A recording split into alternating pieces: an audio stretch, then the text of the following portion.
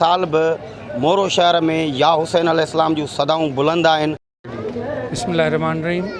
पहिरीं ॻाल्हि इहा त हीउ जेको असांजो काफ़िलो आहे उहो कम अज़ कम 150 साल पुराणो काफ़िलो खे ॾेखारियो त असां यज़ीज़ आहियूं। अस्सलामुअलैकुम या अली अलैहिस्सलाम मदद। अवां ॾिसी रहिया आहियो Anwar Ali Solanki online social page आहे।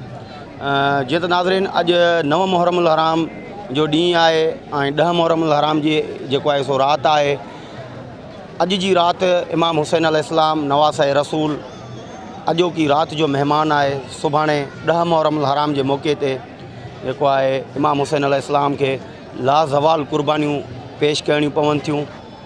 अचो त अॼोके हिन ॾिहाड़े जे मौक़े ते हिते जेके शिया मोमिनीन आहिनि उन्हनि सां ॻाल्हि ॿोल कंदासीं त उन्हनि जो छा चवणु आहे। इन खां अलावा अव्हांखे मां मातमी जेको काफ़िलो बरामद थियो आहे उन जे हवाले सां ॿुधाईंदो हलां त हर साल जीअं हिन साल बि मोरो शहर में या हुसैन अलैहिस्सलाम जूं सदाऊं बुलंद आहिनि। जिथे पूरी दुनिया अश्कबार आहे त हिते मोरो शहर में बि शिया मोमिनीन ऐं मुस्लमान भाइर मोमिननि जूं अखियूं जेके आहिनि इमाम हुसैन अलैहिस्सलाम जे ग़म में हालियूं आहिनि ऐं या हुसैन जूं सदाऊं बुलंद आहिनि।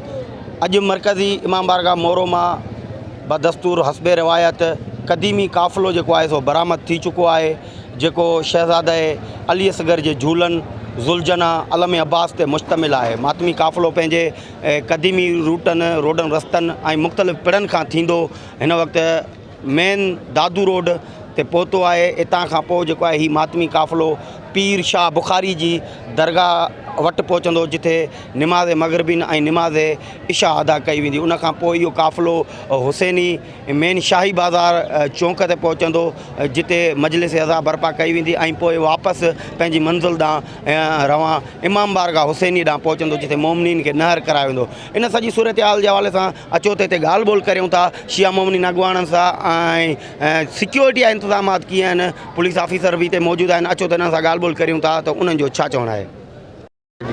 बिस्मिल्लाहिर्रहमानिर्रहीम।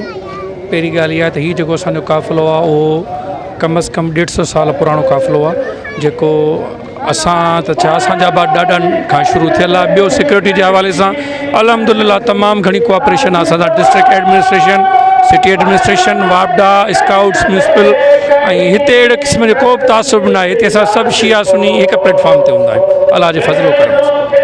बाक़ी आज़ादारी आहे मौला हुसैन अलैहिस्सलाम जी, इहा त सन 1961 हिजरी खां शुरू थी आहे। इहा आज़ादारी हले पई। अॼु निस्बत शहज़ादे अली असगर जे हिसाब सां झूलन जो जुलूस बरामद थियो आहे। ख़ासि करे पुलिस, वापडा ऐं प्रेस तव्हांजी, छो त तव्हांजी बि त ॻाल्हि कजे न, त तव्हां जेको असां सां कोऑपरेट कयो आहे उहो ॾाढो बहितरीनु हो। अलाह साईं तव्हांखे इन शइ जो अजरो ॾिनो। साईं अॼु 9 मुहर्रमुल हराम जो ॾिहाड़ो आहे, सुभाणे 10 मुहर्रमुल हराम जे हवाले सां सिक्योरिटी जा इंतज़ामात कहिड़ा आहिनि ऐं तव्हांखे DIG साहब बि आयो हुयो अॼु, उन तव्हांखे कहिड़ी ब्रीफिंग ॾिनी आहे ऐं पब्लिक जे हवाले सां तव्हां सां कहिड़ो कोऑपरेट कयो वञे। बिस्मिल्लाहिर्रहमानिर्रहीम। अॼु DIG साहब नवाब शाह, कमिशनर नवाब शाह, SSP पंहिंजो नौशर फिरोज़ इहे आया हुया। असांखे डायरेक्शन ॾेई विया आहिनि त सिक्योरिटी जे हिसाब सां सख़्तु इंतज़ाम कया वञनि। तंहिंमें असां 140 जवान मुक़ररु कया आहिनि। ईंदड़ वेंदड़ जेके रस्ता आहिनि उनजी सख़्तु चेकिंग कई वञे ऐं असां जेतिरो बि थी सघंदो सिक्योरिटीअ सां असां पंहिंजी फुल सिक्योरिटी रखी वई आहे। इंशाअल्लाह ताला पब्लिक जो बि असां सां तावन आहे। साईं काज़िम शाह ऐं साईं वारनि जो असां सां बिल्कुलु वधि में वधि तावन आहे।